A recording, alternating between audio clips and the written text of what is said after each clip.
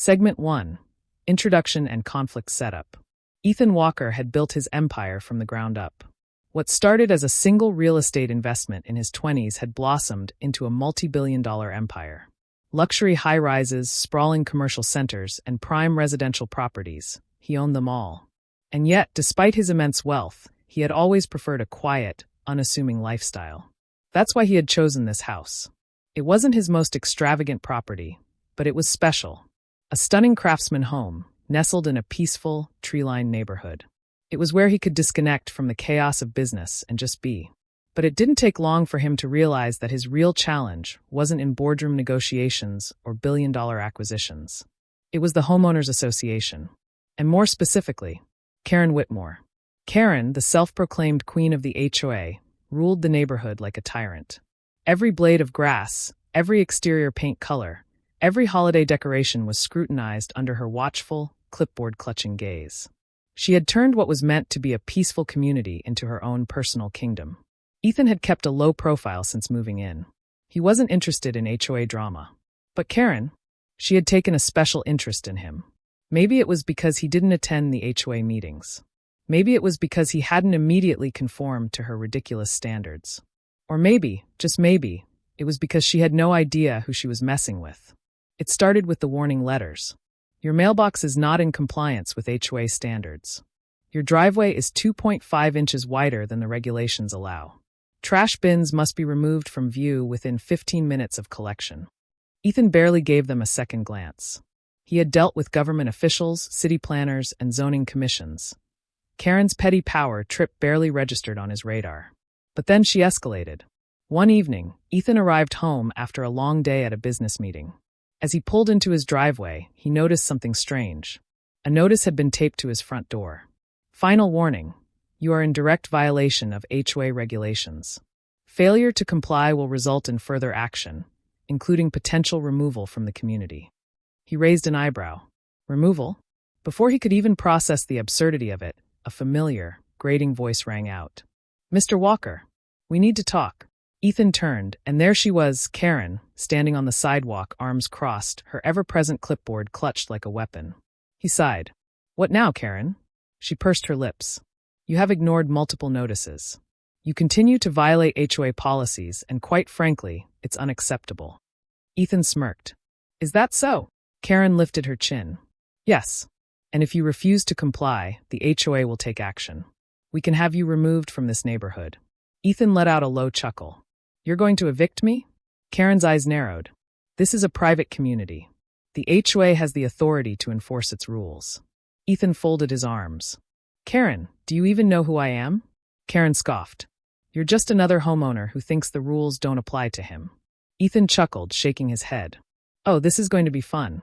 All right, Karen, he said, amusement dancing in his eyes. Let's see you try. Karen smirked, as if she had won. She had no idea she had just declared war on the wrong man. HOA's first power move. Ethan wasn't the type to take threats seriously, especially not from someone like Karen. But she wasn't bluffing. The next morning, he stepped outside to grab the mail and found a thick, official-looking envelope sitting on top of his usual stack of letters. He opened it, skimming the bolded words. Notice of fines and legal action. Violation number 1, non-HOA compliant driveway, $500 fine. Violation number 2, unauthorized mailbox design, $300 fine. Violation number 3, refusal to comply with HOA mandates, $1,000 fine. Total due, $1,800. Ethan let out a low whistle. She really thinks this is going to scare me? As if on cue, a familiar voice rang out from across the street. Good morning, Mr. Walker. Ethan looked up to see Karen standing at the edge of her property, clipboard as always in hand, an infuriatingly smug look on her face. I see you received your notice, she said sweetly. I trust you'll be making your payment soon. Ethan smirked. Karen, do you honestly think I'm going to pay this? Her fake smile didn't falter. Failure to comply will result in further action. Ethan chuckled. Let me guess, more fines? Karen pursed her lips. And possible legal proceedings. The HOA takes rule enforcement very seriously. Ethan exhaled, shaking his head. You know what, Karen? Go ahead. Fine me all you want. But you might want to brush up on your real estate law before you try to take this any further. Karen lifted her chin. Rules are rules, Mr. Walker. If you don't like them, you're free to leave. Ethan's smirk widened. Oh, I own this property outright. And unlike you, I actually know how real estate law works. So please, try and take my house. Let's see how well that goes for you. Karen's confidence faltered for just a moment, but she recovered quickly. You'll be hearing from the board soon. Ethan shrugged. Looking forward to it. A few days later, Ethan returned home to find another surprise. This time, it wasn't just a letter. It was a city inspector, standing at the end of his driveway, talking to none other than Karen. Ethan sighed, rubbing his temples before walking over. Is there a problem here? The inspector, a man in his late 50s, turned to him. Sir, we received a complaint about a zoning violation on your property. Ethan raised an eyebrow. A zoning violation? The inspector flipped through his notes. According to the complaint, your driveway extends beyond HOA-approved dimensions. We're required to investigate. Ethan let out a short laugh. You mean the driveway that's been here for decades? Karen interjected. It is clearly in violation of HOA regulations. The community has standards. Ethan folded his arms. And what exactly do you think the city is going to do about it? Karen smirked. If your property is in violation, you'll be forced to alter it or face legal consequences. Ethan turned back to the inspector. Tell me something. Does the HOA have the legal authority to override city-approved zoning regulations? The inspector blinked. No. Ethan grinned. Great. So this complaint is pointless. The inspector exhaled, clearly tired of the nonsense. Mr. Walker, I don't see any actual violations here. I'll be closing this case. Karen's face turned red. You can't just ignore this. The inspector shot her an exasperated look. Ma'am, I have real work to do. This isn't a city matter. Karen huffed, spinning on her heel. This isn't over. Ethan watched her storm off, shaking his head. Oh, Karen, you have no idea who you're messing with. She thought she could bully him into compliance. She was about to learn, the hard way, that Ethan Walker wasn't a man to push around. The HOA escalates the conflict. Ethan knew Karen wouldn't take her loss gracefully. The woman was power-hungry, and the fact that her usual scare tactics weren't working on him must have been infuriating. Sure enough, she doubled down. Within days, his mailbox was stuffed with more fines. Unauthorized landscaping, $600 fine. Failure to maintain property appearance, $900 fine. Repeated noncompliance, $1,500 fine. The numbers were getting laughable. Ethan sat back, shaking his head. She thinks she can bankrupt me with HOA fines? But Karen wasn't done.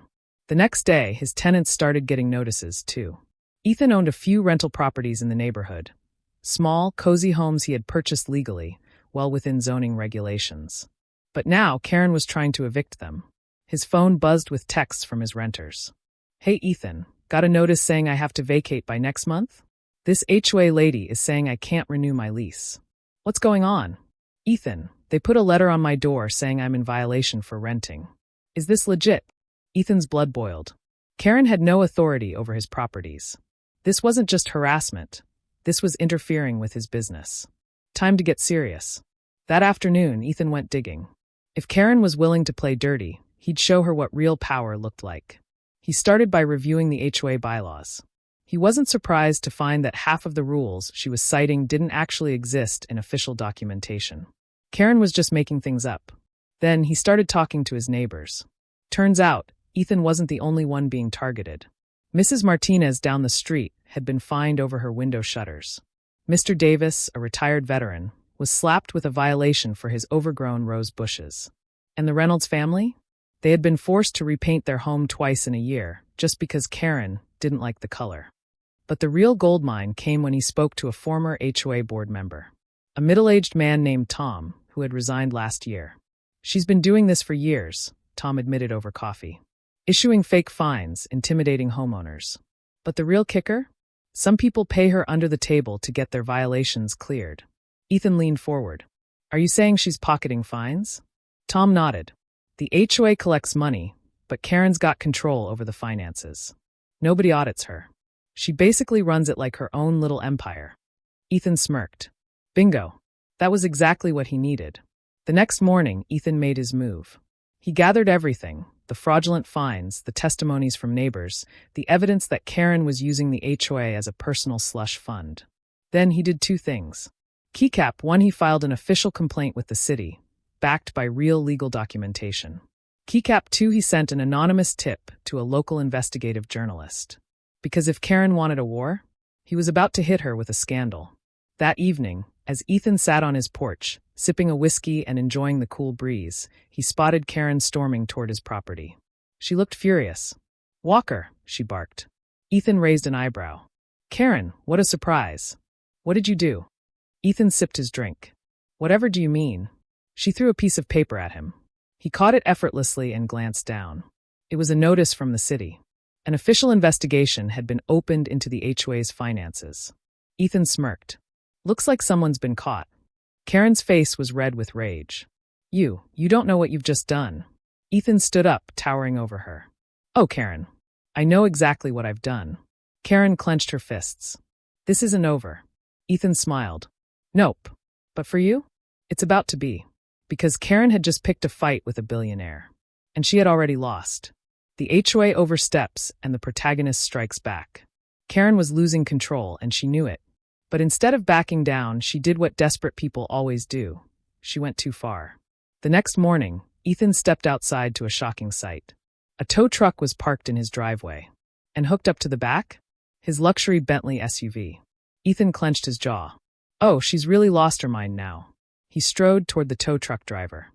What the hell is going on? The driver, looking uncomfortable, glanced at his clipboard. Sir, we got a request from the HOA to remove a non-compliant vehicle from the property." Ethan laughed, actually laughed. "Karen, did you just try to steal my car?" She was standing at the edge of the driveway, arms folded, looking smug. "It's an unauthorized commercial vehicle. The HOA prohibits business-related parking in residential driveways." Ethan stared at her in disbelief. "Karen, that's a Bentley." She lifted her chin. "It has a company logo on the registration. That makes it a business vehicle." Ethan couldn't believe what he was hearing. "You do realize I own half the high-rises in this city, right? My name is on the title of hundreds of buildings, including some of the most expensive properties in the state. But sure, Karen, let's pretend my car is a commercial delivery van." Karen smirked. "Rules are rules, Mr. Walker." Ethan turned to the tow truck driver. "Listen, I'll save you some legal trouble. You touch my car, you're participating in grand theft auto. I have security cameras rolling.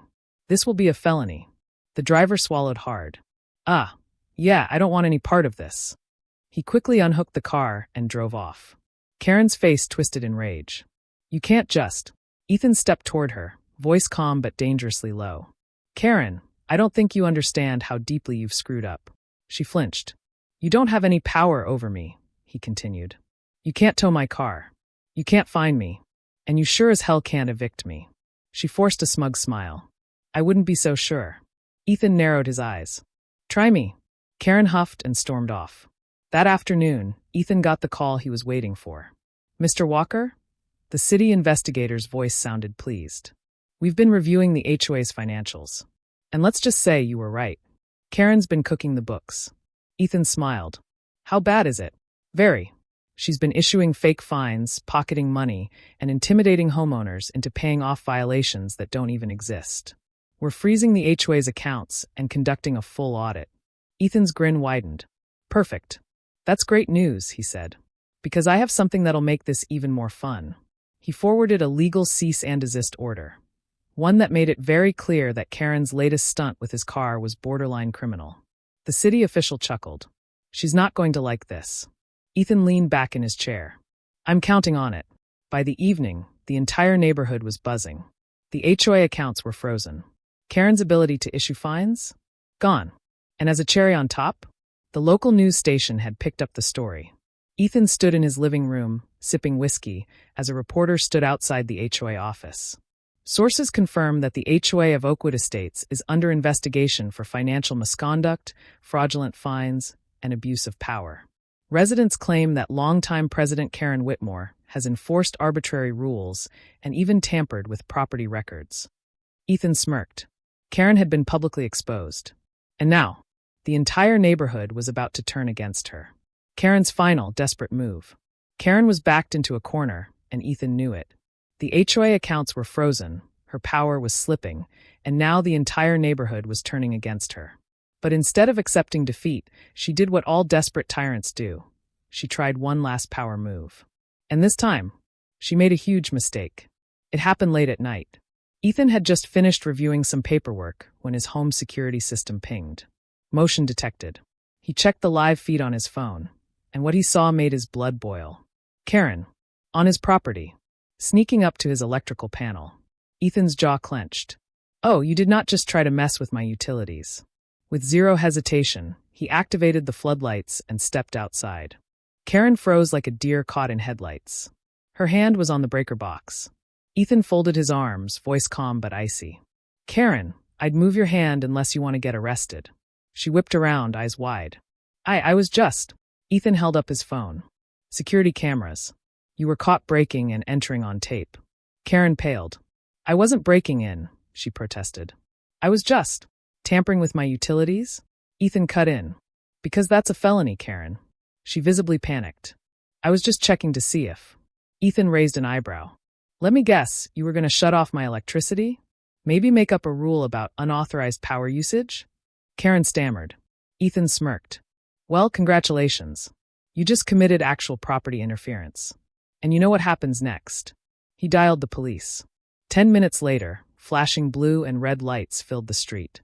Karen was hysterical as two officers questioned her. This is a misunderstanding, she screeched. Ethan, standing to the side, arms crossed, simply played the security footage for the officers. Karen blanched as the screen showed her sneaking onto his property. The cop sighed. Ma'am, you're lucky he's pressing trespassing charges and not attempted vandalism. Karen freaked out. You can't do this. Ethan grinned. Oh, I definitely can. One of the officers turned to him.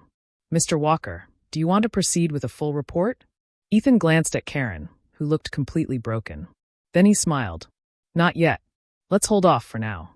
Karen looked relieved, until he added, but if she steps foot on my property again, you can go ahead and book her.